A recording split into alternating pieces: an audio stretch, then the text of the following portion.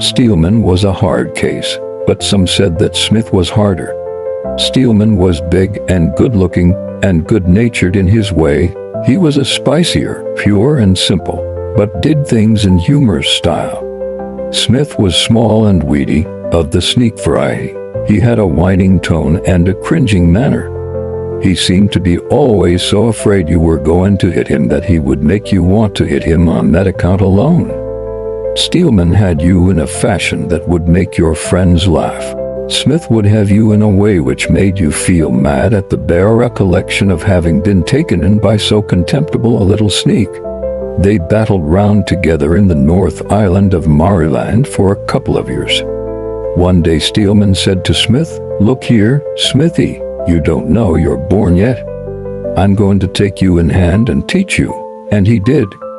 If Smith wouldn't do as Steelman told him or wasn't successful in cadging or mugged any game they had in hand, Steelman would threaten to stoush him, and if the warning proved ineffectual after the second or third time he would stoush him. One day on the track, they came to a place where an old Scottish couple kept a general store and shanty. They camped alongside the road, and Smith was just starting up to the house to big supplies when Steelman cried, "Here, hold on. Now where do you think you're going to?" "Why, I'm going to try and chew the old party's lug, of course. We'll be out of tucker in a couple of days," said Smith. Steelman sat down on a stump in a hopeless, discouraged sort of way. "It's no use," he said, regarding Smith with mingled reproach and disgust. "It's no use. I might as well give it best.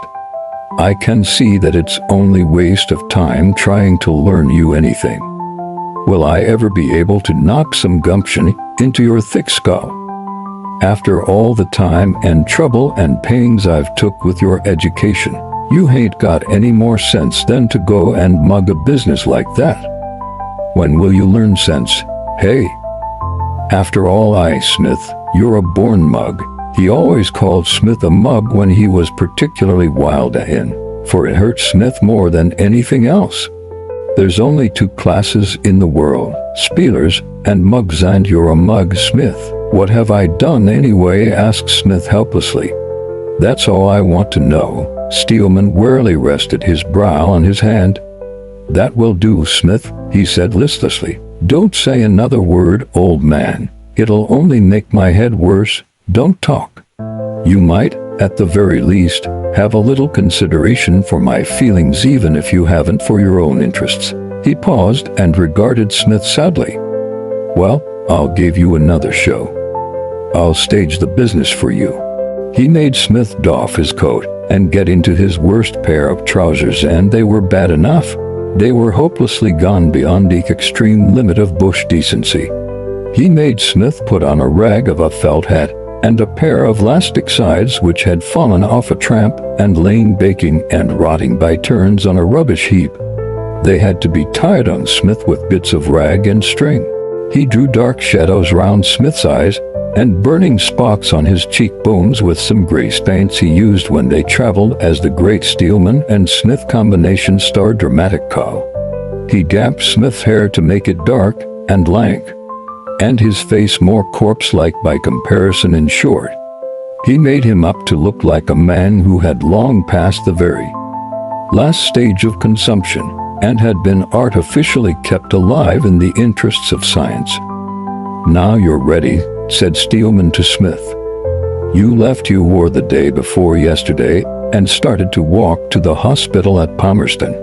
An old mate picked you up dying on the road, brought you round, and carried you on his back most of the way here.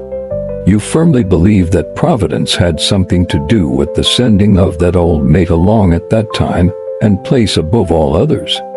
Your mate also was hard up. He was going to a job, the first show for work he'd had in 9 months, but he gave it up to see you through.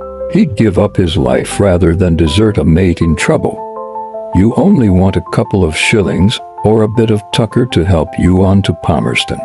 You know you've got to die, and you only want to live long enough to get word to your poor old mother and die on a bed. Remember, there's scotch up at that house. You understand the Scotch barrack pretty well by now if you don't. It ain't my fault. You were born in Aberdeen, but came out too young to remember much about the town. Your father's dead. You ran away to sea and came out in the Bobby Burns to Sydney. Your poor old mother's in Aberdeen now. Bruce or Wallace Wind will do. Your mother might be dead now, poor old soul. Anyway, you'll never see her again. You wish you'd never run away from home. You wish you'd been a better son to your poor old mother. You wish you'd written to her and answered her last letter. You only want to live long enough to write home and ask for forgiveness and a blessing before you die. If you had a drop of spirits of some sort to brace you up, you might get along the road better. Put this delicately. Get the whine out of your voice and breathe with a wheeze like this. Get up the nearest approach to a death rattle that you can. Move as if you were badly hurt in your whine like this. If you don't do it better than that, I'll stouse you. Make your face a bit longer and keep your lips dry. Don't lick them, you damned fool. Breathe on them, make 'em dry as chips. That's the only decent pair of breeks you've got, and the only shoon.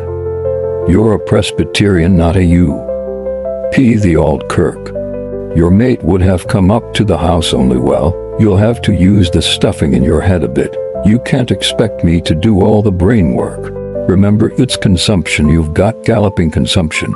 You know all the symptoms: pain on top of your right lung, bad cough, and night sweats. Something tells you that you want to see the new year. It's a week off Christmas now. And if you come back without anything, I'll blessed soon put you out of your misery. Smith came back with about 4 pounds of shortbread and as much various tucker as they could conveniently carry. Pretty good suit of cast-off tweeds, a new pair of elastic sides from the store stock, 2 bottles of patent medicine, and a black bottle half full of homemade consumption cure. Also a letter to a hospital committee man and 3 shillings to help him on his way to Palmerston. He also got about half a mile of sympathy, religious consolation, and medical advice which he didn't remember. Now, he said, triumphantly, am I a mug or not? Steelman kindly ignored the question. I did have a better opinion of the Scotch, he said, contemptuously. Steelman got on at an hotel as billiard marker and decoy, and in 6 months, he managed that pub. Smith, who'd been away on his own account, turned up in the town one day clean broke and in a deplorable state. He heard of Steelman's luck and thought he was all right, so went to his old friend. Cold type or any other kind of type couldn't do justice to Steelman's disgust. To think that this was the reward of all the time and trouble he'd spent on Smith's education. However, when he cooled down, he said, Smith, you're a young man yet, and it's never too late to mend. There is still time for reformation. I can't help you now. It would only demoralize you altogether. To think, after the way I trained you, you can't battle round any better than this. I always thought you were an irreclaimable mug, but I expected better things of you towards the end. I thought I'd make something of you. It's enough to dishearten any man and disgust him with the world. Why? You ought to be a rich man now with the chances and training you had. To think, but I won't talk of that, it has made me ill.